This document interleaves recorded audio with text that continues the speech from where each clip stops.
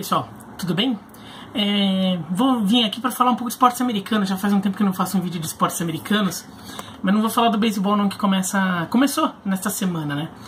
Vou fazer um videozinho rápido falando sobre o March Madness, que também começou durante essa semana, que é o mata-mata aí do beisebol universitário. Os canais ESPN vão transmitir muitos jogos.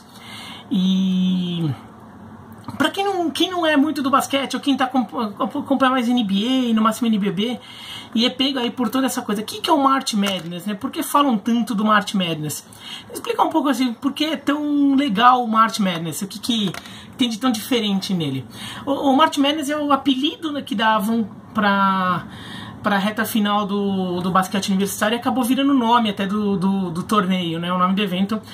É um mata-mata em jogo único de 64 universidades, 64 times, 68 na verdade, 68. Daí primeiro fazem uma fase preliminar para matar 4, né? Daí ficam 64 e desses 64 vai para o mata-mata aí até chegar a uma final. Sempre em jogo único e em campo neutro, né?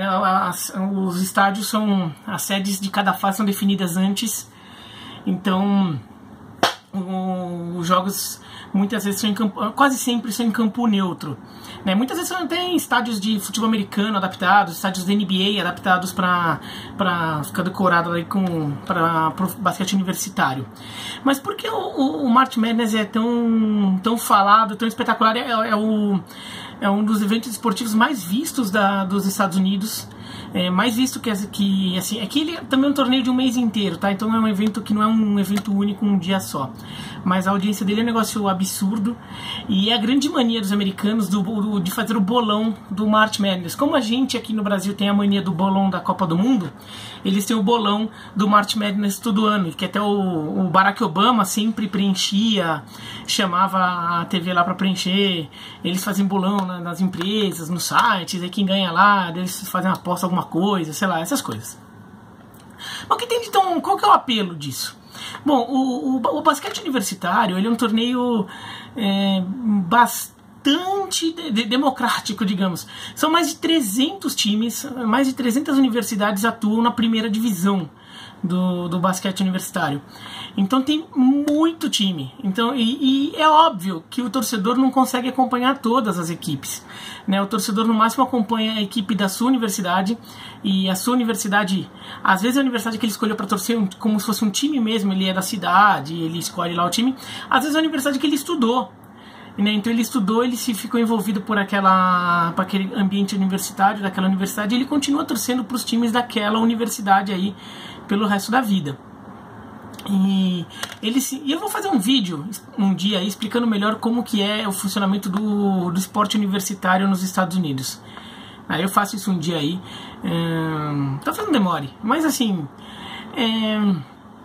daí no basquete universitário são muitos times, então eles não se enfrentam, e você não conhece todos os times, você conhece mais os times da sua universidade e os times que atuam na mesma conferência que a sua universidade, são os mesmos grupos, é o mesmo grupo, então você acompanha mais, porque são os rivais, né? São os times contra os quais seu time joga, então aí você acaba tendo aí alguma referência, mas tem muito time completamente desconhecido ali. E para chegar no 64, eles tiram o campeão de cada conferência, e são dezenas de conferências, então sai muito time completamente desconhecido, e daí mais alguns outros times mais bem ranqueados ali por uma comissão que avalia aí os jogos e ranqueia quem eles acham que é o melhor, o segundo melhor, o terceiro melhor, e vai por aí em diante. Daí eles completam a lista de 68, né? 68 para daí tirar 64. Então tem muito time completamente desconhecido aí. E então tem todo o charme de repente você tá vendo um mata-mata, um torneio super importante que decide o título nacional, em mata-mata de jogo único, e com um monte de time desconhecido, e que às vezes surpreende, porque todo ano tem surpresa. Bom, primeiro, qualquer esporte em jogo único tem surpresa, né? Mas em jogo único, contra times de que você não conhece, a chance de você se surpreender é maior, porque às vezes uma universidade que você nunca ouviu falar direito aparece com um time bom. E além de tudo, é um jogo de universitários, quer dizer, um jogo que tem um nível técnico alto, mas ainda são garotos, né? Então são jogadores aí de 19, 20 anos. Então eles têm um índice de erro mais alto, né? Eles são mais instáveis, eles se deixam mais levar pelas emoções no momento. Não são jogadores experientes. A chance de um time universitário acabar ficando nervoso numa grande decisão, o time tá voando, mas chega lá no March Madness, com todas as televisões dos Estados Unidos inteiro vendo o jogo, sei lá o que, e o jogador ali acaba sentindo um pouco o baque, é maior, acontece, acaba cometendo mais erros. Então a imprevisibilidade do torneio é absurda. Então isso, todo o charme dele está aí, né? É um torneio muito imprevisível, democrático, em que dá espaço aí para zebras absurdas acontecerem. Mal comparado, a gente não tem muito isso aqui no Brasil. Acho que tem algumas coisas que se assemelhavam com isso aqui no Brasil. Que mais se assemelhava era o Campeonato Brasileiro lá dos anos 70, 80, quando tinha 90 clubes, porque daí tinha os grupos da primeira fase eram mais ou menos regionalizados, né? Então tinham times de 2, 3 estados ali agrupados, e depois eles iam, à medida que ia passando de fase, ia misturando. Acontecia muito de um time grande enfrentar um time completamente desconhecido e de repente perder, né? Então, porque esse time desconhecido às vezes estava muito bom. E se considerar que o futebol daquela época era mais equilibrado que o de hoje, porque existia a lei do passe, então os times pequenos mantinham mais seus jogadores, a diferença econômica não era tão gritante, não se manifestava tanto na hora de montar o elenco. Então às vezes aconteciam umas grandes zebras.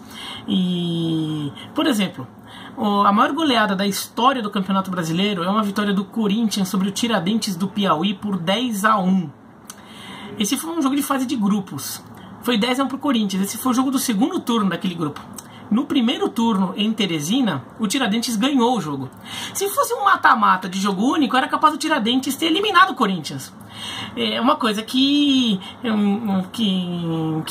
nenhuma outra situação, nenhuma outra hipótese ocorreria, mas num jogo de mata-mata, jogo único, né, que acabou sendo no mando lá do Tiradentes do Piauí, o Tiradentes teria tirado do Corinthians, mesmo depois tomando 10-1. O 10-1 que tomou no Canindé, o jogo, o 10-1 que tomou no Canindé não teria nem acontecido. Então, era mais ou menos isso. Então o Campeonato Brasileiro ali daquela época tinha um monte de time de todos os estados. Era impossível acompanhar todos os times, ainda mais naquela época que não tinha internet.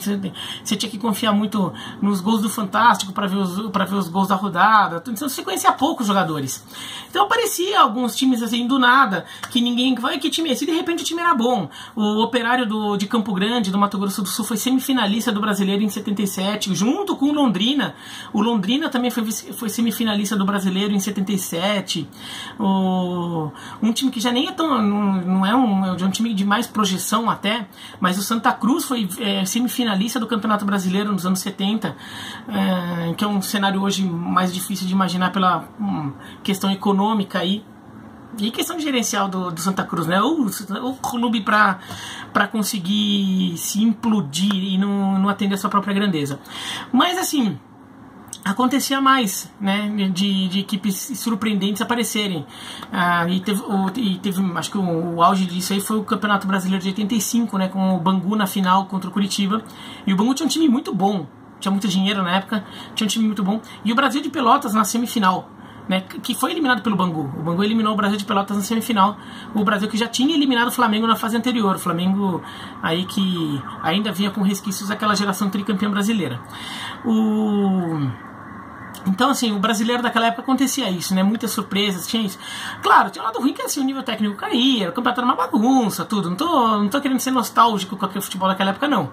Só tô querendo mostrar que, assim, como entrava no imaginário, é uma coisa que hoje não existe mais no futebol brasileiro. A Copa do Brasil poderia oferecer um pouco isso, mas a Copa do Brasil tem um problema que ela é espaçada demais, né? Então, cada fase é muito espaçada uma da outra. E ela não é o torneio de maior atenção da mídia e do público enquanto ela está ocorrendo, só na reta final mesmo, né? Então, por exemplo, enquanto está tendo um jogo aí de fase de classificação dessas primeiras fases da Copa do Brasil, tem time que está usando o time reserva para poupar, tem outro time que não está nem jogando a Copa do Brasil ainda, está jogando a Libertadores. Então, daquela coisa ali, né? Não tá todo o foco de atenção naquele torneio. Mas a Copa do Brasil até teria esse potencial, né? Daí você vê até algumas alguns times improváveis que passaram ou quase passaram de fase aí nos últimos tempos, que acabaram criando ali algum... chamando atenção, né? O Baraunas quando eliminou o Vasco, o 15 de Campo Bom quando chegou na semifinal da Copa do Brasil também eliminando o Vasco pelo caminho, Santo André campeão, Paulista campeão, aí, né, sei lá, neste ano até teve o Avenida dando esse susto no Corinthians, quase eliminando o Corinthians na arena. Mas assim, a Copa do Brasil acaba tendo isso, não é um torneio de grande atenção. A Copa São Paulo de Júnior também teria um pouco isso. Ela é um grande torneio, a partir do mata-mata, ele é um torneio muito grande, com muito time completamente desconhecido aí se juntando, e vai pro mata-mata ali, e muito time pequeno elimina time grande. É muito comum isso acontecer, a gente acompanha. E é um torneio que até está tendo algum acompanhamento da mídia, porque não está acontecendo mais nada, né? Os times estão de pré-temporada ainda. Mas é um torneio de sub-20, é um torneio que não são grandes palcos, com o estádio lotado, né? Na verdade, lotar os estádios é mais os grandes times paulistas que acabam lotando. E eventualmente o Flamengo, quando fez a final contra o Bahia, também foi um jogo lá que a torcida do Flamengo e do Bahia compareceram em bom número no Pacaembu, mas foi a final.